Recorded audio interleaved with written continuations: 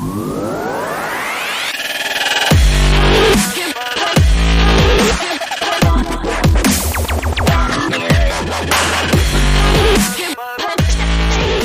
what's happening? This is Isai Rodriguez, host of the Dasplanation podcast, where I cater to the professional working man, 40 and above, who's looking to make positive changes to his health, lose weight, and become stronger overall through simple lifestyle changes. I'm here to share inspiration, tips, and proven lessons that I've personally learned and lived through in my 40 plus years on this here beautiful blue planet. So today we'll start the discussion with ginger, the new anti-inflammatory drink, in our first segment, and then we'll move on to our second segment with how to become a morning person. And before we get into that, if you'd like to continue the conversation, then get on over to podcast.dasplanation.com/VIP to get on the VIP Insiders community, where I share more entertaining, behind-the-scenes stories, tips, and hacks that'll keep you feeling younger each and every day. That's podcast.dasplanation.com/VIP. Again, that's podcast.dasplanation.com/VIP. Be in the know starting right now. Also, don't forget to rate me on Apple Podcasts or wherever it is that you're listening to this episode right now, and leave me a nice, fat, juicy 5-star review and some absolutely beautiful words of why you love the show so much. It really helps me get the word out, and it's honestly the one place where your vote truly matters. And now, let's move into our first segment, Healthy Conversations. So in this discussion, we're going to be talking about ginger as the new anti-inflammatory drink. So as you know, ginger is a staple, or, the cornerstone in various cuisines from all around the globe, not only for its unique spicy flavor that complements sweet and savory dishes, but because of its impressive list of health benefits. The ginger plant itself is native to Southeast Asia, with therapeutic and medicinal usage dating back, thousands and thousands of years. And, ginger is a natural root, as you know, and it's said to have antioxidant and anti-inflammatory qualities. And it's not only used for cooking either. You can easily get the benefits of ginger while sipping on ginger water or even tea for an extra hydration boost. In fact, the benefits of ginger water basically come from the ginger itself. So ginger is filled with so much goodness, that helps fight inflammation and nausea and potentially reduces pain. And that's just to name a few of the many benefits that come with ginger. There's a lot of circumstantial evidence to support these claims, but of course, disclaimer, more research needs to be performed in order to gather the right amount of data needed to really understand the connection between ginger and improved health, obviously. But having said that, here are some things that we can say pretty confidently. And the first is it's absolutely hydrating. And here's why. Because ginger water naturally encourages you to drink and consume more water, which is super important since proper hydration is key. It's vital to nearly all of your body's functioning. That's the number one thing, is hydration. Everything from digestion to preventing headaches to, can all be helped by staying more hydrated than you are right now. And lots of people struggle with this. They struggle to drink enough water and they don't even know it. So adding an herbal twist is a really good way. It's an excellent way to enhance the taste and increase your overall hydration, because if your water tastes better, you're gonna drink more of it, period, Not only that, but it can also fight inflammation. So much like the ginger itself, ginger water can help prevent inflammation. So there's a compound within ginger called gingerol, and this this compound has anti-inflammatory and antioxidant properties, which reduce oxidative stress in the body, or what's known as oxidative stress. And now this is huge. Like, this is a huge thing, because this type of stress, well, it can destroy cells. It does destroy cells. It destroys your cells, your protein, and even your DNA. And so this all contributes to your aging, like your body aging, getting older, and simply breaking down. You know what I mean?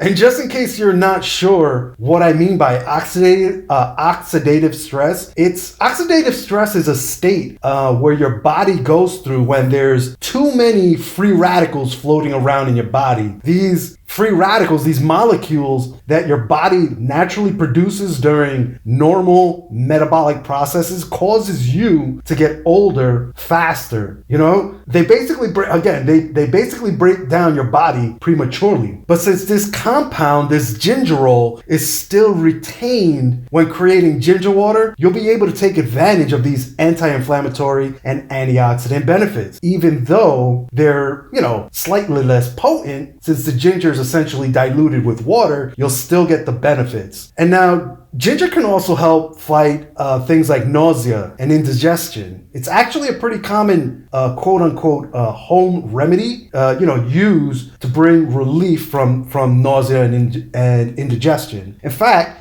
that's why people reach for ginger candies if they feel nauseated, or the old myth of, ginger ale as being this sort of magical drink for an untamed or upset stomach. Ginger water also helps control your fasting blood sugar levels and has shown signs of being able to reduce HbA1c levels for those people that suffer from type 2 diabetes. And that alone is more than enough reason for many to drink ginger water. And all of these findings, these are all findings from a small study done in 2015 about the effects of, ginger on your overall health. Now, obviously, as with many of these smaller studies, as we've discussed in the past, more research is always needed to really strengthen these result findings. But this is still promising news for, simply for its effects on long-term management of your blood sugar and, helping people with metabolic disorders. And as far as reported side effects go, they're simply rare. So feel free to enjoy it as you like, within moderation, of course. Everything is always with moderation, you know what I mean? If you notice the common denominator, as they say, it's like you can enjoy anything in life with moderation. Actually, speaking of moderation, some studies have found that ingesting more than 4 grams per day might actually cause an adverse effect, which will end up causing things like heartburn, gas, upset stomach, or even like a burning sensation in the mouth, rather than the opposite of, relieving these sort of symptoms. So be careful, again, with how much you're taking in, because I suppose that could be considered a side effect, if you're ingesting too much and then you end up with a burning sensation in your mouth or something. Because the reality is, at the end of the day, some people can't even stand the strong taste of ginger itself, and they much rather deal with the side effects than the taste. So all these benefits may just be a matter of whether you enjoy the taste of ginger or not. For me, I actually love the taste. I'm the type that orders ginger ale at a restaurant simply because of the fact that, I like it. Not because I've got an upset stomach or anything like that. But if you're adventurous, just like ginger tea, it's easy to DIY this baby at home. Really, all you need are, some ginger and water. I'm pretty sure that's pretty simple to come by and easy to make. And you can add a touch of honey to lighten the strong flavor of the ginger. But all in all, it's pretty straightforward to prepare. Actually, all you have to do is get yourself about a teaspoon of freshly grated ginger and then about 4 cups of water. And in this, afterwards, you can add, if you'd like, half teaspoon of honey or lemon slices, or, that's optional. But the core components, obviously, again, is the ginger and the water. So 1 teaspoon of freshly grated ginger, preferably. I guess you can slice it if you want, but if you have a grater, that's even better. So you grate the ginger, and again, maybe about a teaspoon's worth, and you boil that in 4 cups of water or so. So again, first you boil the 4 cups of water in a large pot or kettle, and then once the water is boiling, add the grated ginger. And let that boil for, 30 to 60 seconds. Then remove the pot from the heat and let the ginger steep for 5 to 10 minutes or so. And then to pour it out, easy peasy. You can use a cheesecloth or some other straining material you have, and pour the water through it to remove the pieces of ginger. Simple. If you'd like, add a bit of honey or lemon to your taste, and that's basically it. You can enjoy it hot or even place it in the fridge and drink it cold. That's totally up to you. But it's honestly super, super simple to prepare and has some excellent, uber great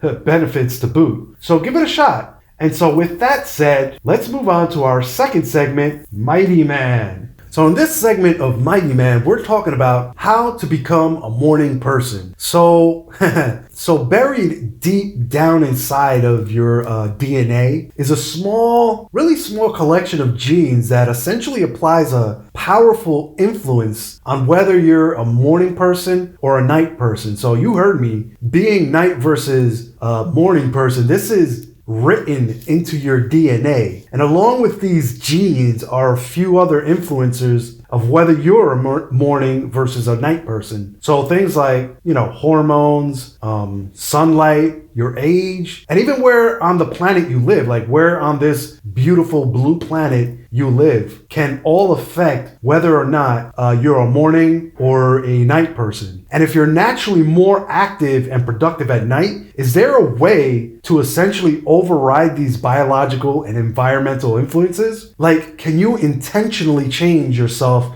into a morning person if you're a night person, and vice versa? Have you ever thought, think about that, and let me know your experiences. Actually, in the comments, drop me some comments, think about it, and let me know what your experiences are. Have you tried becoming a morning person if you are said to be a night person, or vice versa? What are your thoughts? I want to hear them, because here's the thing: the answer seems to be a resounding yes, absolutely, hands down, no questions about it.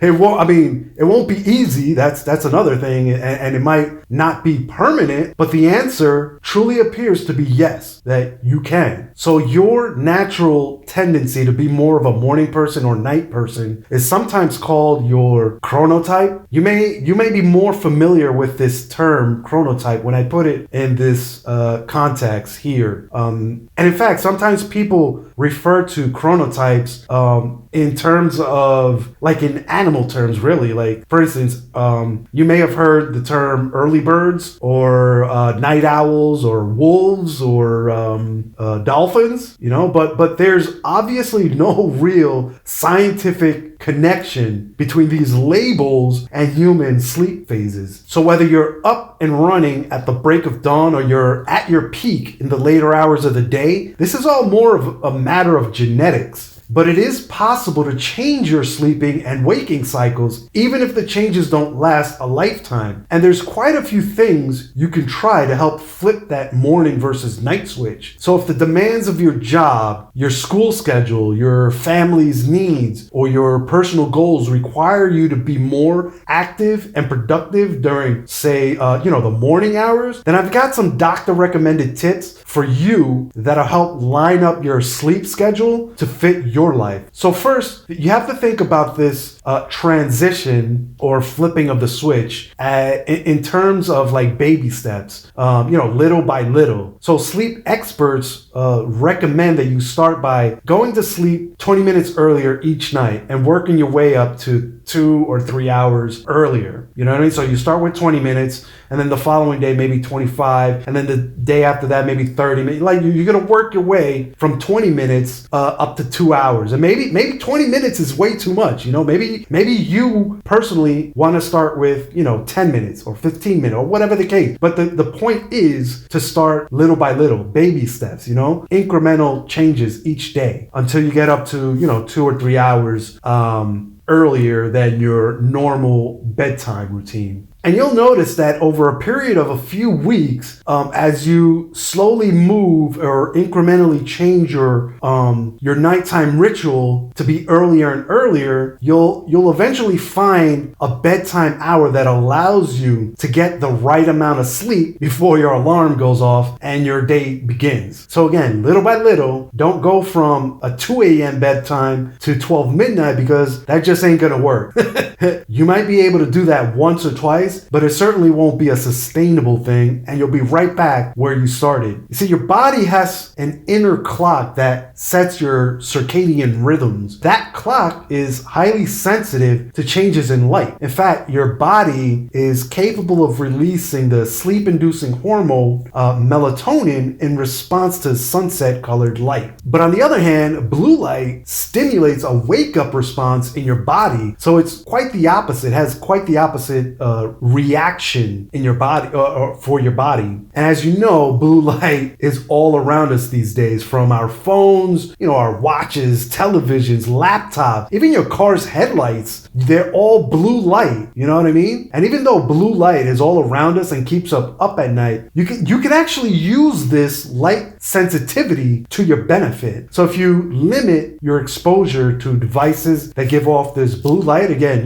phones and tablets, televisions, etc., by limiting your exposure when it gets close to bedtime, maybe opting for night lights or bedside lamps with, amber or red bulbs that imitate the sleepy time sunset colors, you can let the lighting help you realign your body's natural internal clock. Now, I know that for a lot of you, going to sleep isn't as easy as simply turning off the lights. You have to remember that most likely you're trying to override a lifelong habit of nighttime activity. Your habits weren't formed overnight. You know what I mean? That's why sleep experts recommend this whole little by little, step by step approach, because again, just like your night habits versus your morning habits were not forged overnight, this realignment, this reconditioning, this recalibration of your sleep habits also is not going to happen overnight. So it might help to create routines that send a sort of bedtime signal to your brain. And here's what I'm talking about. You can try some things like stretching, meditation, deep breathing, aromatherapy I heard is good, reading books, excellent thing, for getting you in that mood. Journaling, it goes right along with, reading books. Even yoga. There's me and yoga. I'm always throwing it in there. But there are certain routines that are labeled as like nighttime or bedtime yoga. You can even try this, and it kind of goes along with the whole stretching thing. And this and other calming rituals may help you develop a nice and relaxing nighttime routine that'll help you get that earlier start to your sleep cycle. And as your sleep cycle begins to change, you might notice changes to your energy levels, which will quickly show in your productivity and overall mood. That's regardless. Like it's almost guaranteed. In fact, I highly suggest you make a note of these changes as you experience them, because reviewing these positive changes will essentially help you stay motivated on those days when you're feeling a bit sleepy or disoriented, or as I like to call it, quote unquote, out of it. When you're not all there, you're just kind of out of it. You're kind of in a fog. You're not mentally, you're not all there. I know we've all had these issues before, or is it just me? I don't know. Oh, here's something for you. Studies show that when people go after long-term goals, they're more likely to stay motivated if they see smaller accomplishments along the way. So as you plan your strategy for becoming more of a morning person, think about different ways to reward yourself when you do these hard things. Because let's face it, changing your bedtime schedule, again, it's not an easy task, but it can be done. And if you reward yourself here and there, it'll be a lot easier, trust me. And the things that matter most to you. Use your daily or weekly achievements to micro-motivate yourself. Have them give you little boosts along the way, Always keep an eye on your larger or, more aspirational goals, because these little changes in your sleep patterns can take some time to reverse, And because these changes in your sleep patterns can take some time to reverse, don't be discouraged. It might even help to remind yourself why you began this this journey. What's so important that you need to change your sleep cycles? Did you want to get a degree, increase your income, be fit, build a business? What was it for you? Ask yourself that. And if the practical reason isn't enough of a motivator, then you might benefit from what behavioral researchers call superordinate goals. And these are simply higher level goals. Sometimes we get so specific about what our goals are, which is normally a great thing, but sometimes we need to take a step back, maybe take a breath or two and just refocus on the bigger picture for a minute and then focus back onto the details after gathering our thoughts. And let's not allow eating habits to get in our way of progress either. A research analysis done in 2020 found that night people tend to eat their dinner meal much later in the day than morning people do. These studies also showed that they mostly tend to skip breakfast, eat fewer vegetables, and consume more caffeine and alcohol than morning types. Now, let me ask you this. Does that sound healthy to you? I don't think so. I see you nodding your heads out there.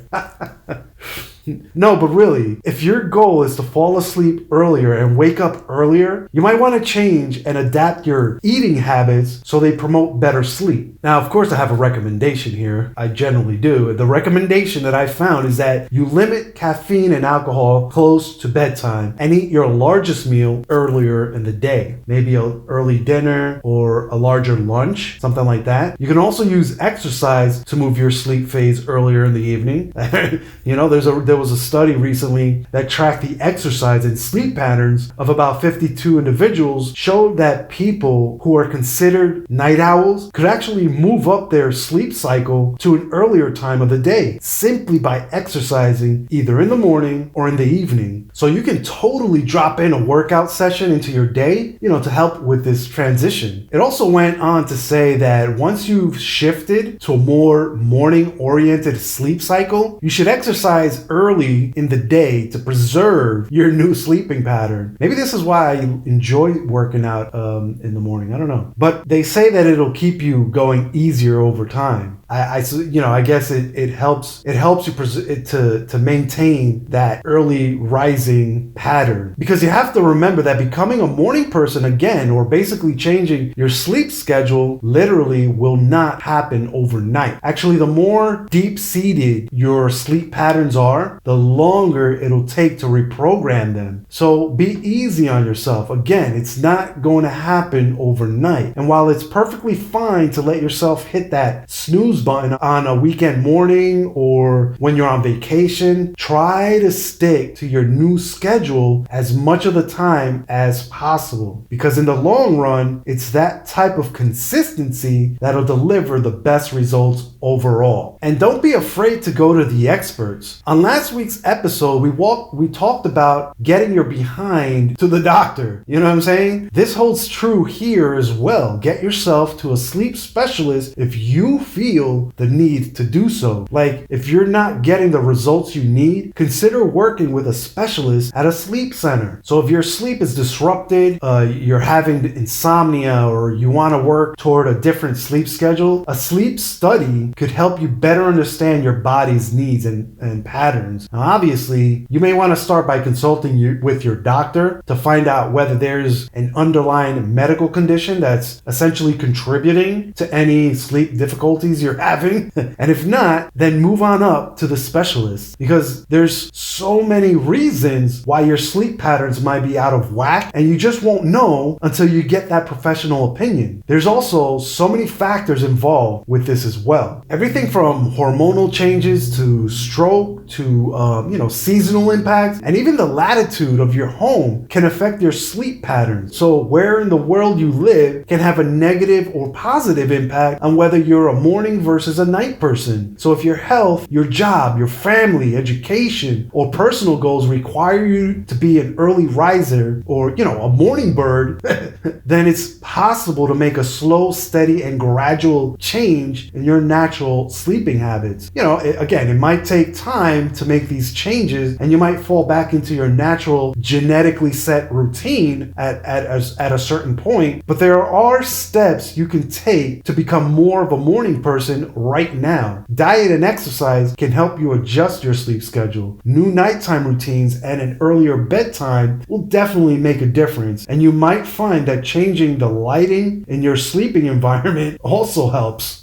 And once you start getting up earlier, keep track of any positive effects. Reward yourself often and remind yourself of your overall goals and objectives if you find that, the going gets tough, as they say, at some point, because it generally does, Just remember, changing your chronotype is not easy. Again, I reiterate, I can't emphasize it enough. The changing your chronotype, whether you're genetically your genetic disposition to being a night person versus, you might even want to get some expert help if these strategies don't work for you. And if you still find that you're not bouncing out of bed, alert, wide awake, and ready to go at the crack of dawn, then just know that chronotype diversity in general is on the rise, and it's not necessarily a bad thing. This world is made of so many different people, so many different types of people, and you being a night person doesn't mean anything bad versus being a morning person. That's just who you are. But for the sake of this podcast episode, these tips are if you're a night person and trying to be, trying to switch that, trying to flip that, trying to become a morning person. So that's it, you guys. That's my show for today. I hope you found some valuable information here, and if nothing else, I hope I've entertained you for a few minutes and was able to bring you a little manly sunshine to your day. Thanks for taking some time out of your day to listen to me. It's very much appreciated. On next week's episode, we'll be going over the question, is eating fish healthy? So you definitely don't want to miss out on that.